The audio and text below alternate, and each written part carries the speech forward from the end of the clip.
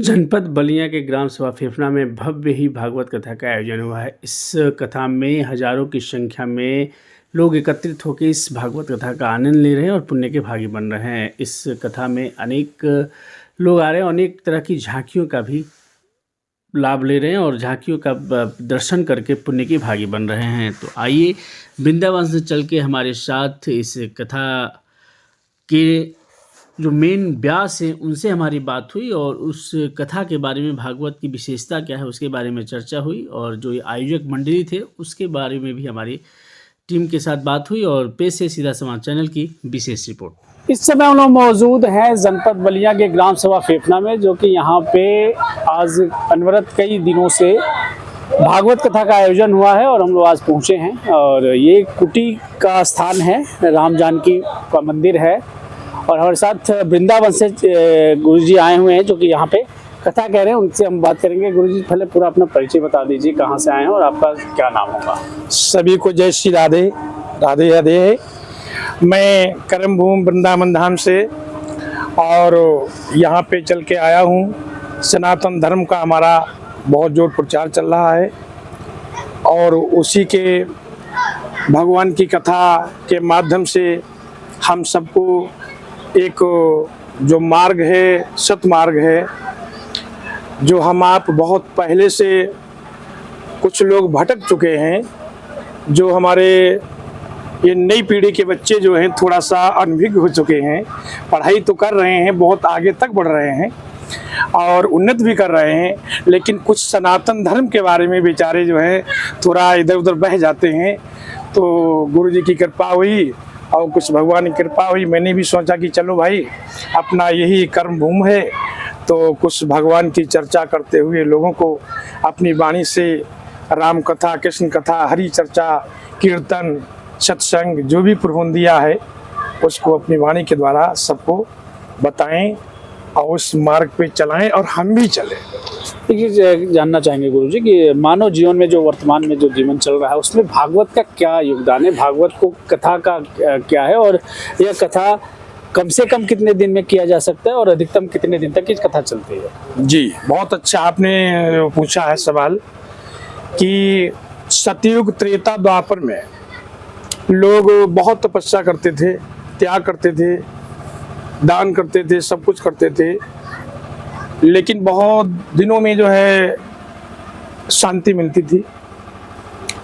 आज हमारे कलयुग में ऐसा है, कम उम्र है, 100 साल की उम्र है, संतों से वेदों से मिला है, तो उस 100 साल की उम्र में हम सबको प्राप्त भी नहीं होती है। मात्र जो है 70 साल, 60 साल, 65 साल, बाकी जैसी प्रभु की इच्छा है। तो कम समय में भगवान का नाम लेकर के कलयुग केवल नाम धारा, सुमिर सुमिर नर उतरई पारा। बस सत्य करो, अच्छा कर्म करो, छल ना करो, कपट ना करो, किसी को ठगो ना और प्रभु का नाम लेकर के अच्छी मजूरी करके जो भी हो सके ईमानदारी के साथ आप मार्ग अपना अपनाइए। तुम्हारे जीवन में कलयुग में सब अच्छा ही होगा, अच्छा ही होगा। महाराज परीक्षित को कथा 7 दिन में सुनाई गई थी, समय कम था और उन्होंने सत्य का धारण किया और उन्होंने विश्वास किया, तो विश्वास पर 7 दिन में उन्हें मोक्ष मिला और उनका कल्याण हो गया, उन्हें राज्य मिला और पुनः फिर जो है प्रभु ने यहाँ आने का उन्हें अवसर प्राप्त किया होगा। और उसी की भांति में हम लोग अच्छे कर्म करेंगे तो जो हम आज ये सेब खा रहे हैं, संतरा खा रहे हैं, मीठा खा रहे हैं, अच्छे कपड़े पहन रहे हैं, गाड़ी में चल रहे हैं, तो ये कहीं न कहीं हमारे पूर्व जन्म के भाग्य की बात है। तो फिर मैं अच्छा करूँगा तो फिर मैं अच्छे ही कार्य में मिलूंगा, अच्छा कार्य करूंगा, पूजन पाठ करूंगा और अच्छे लोग में रहूंगा तो ये स्वर्ग बनेगा। और नहीं तो फिर हम भटक जाएंगे। तो ना जाने रामायण के माध्यम से कहा गया है, लख 84 भोग के आया तब तूने मानव तन पाया। तो ये लख 84 ना भोगने पड़े और हमें जो है हे परमपिता परमात्मा तुम्हारी कथा सुनता हूँ, सत्संग करता हूँ, हम सब मिलके बैठकर एक दूसरे को अच्छी बातें बताता हूँ ताकि हमें जो है कोई दानों कुल में ना जाना पड़े और ना कोई मुझे ऐसा वैसा भगवान ना बनाए, अच्छी बनाए, अच्छे परिवार रहे, प्रार्थना यही करते। हमारा सनातन धर्म है, गुरुओं का आदेश है, संतों की वाणी है, उन पे जितना चल पा रहे उतना चल रहे हैं। ये थे हमारे साथ वृंदावन धाम से आए हुए गुरुजी, जिन्होंने बताया कि भागवत कथा श्रवण का क्या लाभ है। इस कथा के आयोजक मंडली हमारे साथ मौजूद है। क्या नाम है सर आपका? राधेश्याम यादव। राधे श्याम जी, कथा ये कुटी में फेफना ग्राम सभा में ये इससे पहले भी हुआ है कि पहली बार आप लोग? पहली बार हो रहा है।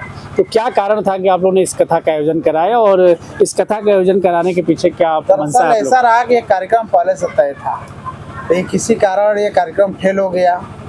तो फेल हुआ तो महाराज जी हमको बुलाए, और ये हमारे मित्र हैं हरे राम जी, दोनों लोग आए, और एक कार्यक्रम बस 5 दिन में तय हुआ है। और कार्यक्रम अच्छा चल रहा है, गुरु जी की अच्छा प्रवचन चल रहा है, लोग बहुत गुरु जी से खुश हैं। और यही कारण है, गुरु जी का कृपा था, भगवान कृपा था, नहीं तो ठंड के दिन में कहाँ से प्रवचन हो पाता। ये बस ये ऊपर वाला चाहते थे कि कितना कुटी पर प्रवचन। फिर आपसे पूछते हैं राधे श्याम जी कि क्या ये अनवरत कथा चलती रहेगी आगे चल के? भविष्य में क्या है आप लोग का प्लान? कोशिश तो ये रहेगी, अगर गुरु जी कृपा रहेगी तो हर साल होगी।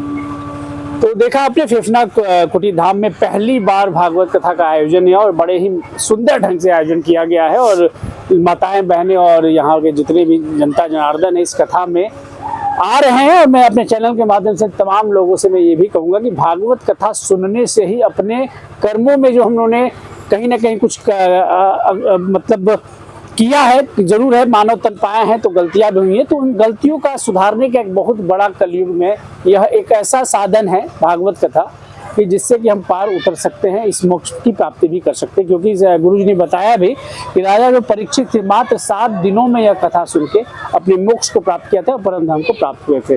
तो आगे भी ऐसे खबरों के लिए हमारे साथ बने रहिए, और तमाम सनातन धर्म की बातें हम अपने चैनल पे करते रहते रहे हैं। और आगे भी हम बता दें यहाँ से कि महाकुंभ बहुत जल्द शुरू होने वाला है, तो उसकी पल पल की खबरें हम आपको अपने चैनल पर दिखाते रहेंगे। तो फिलहाल के लिए इतना ही।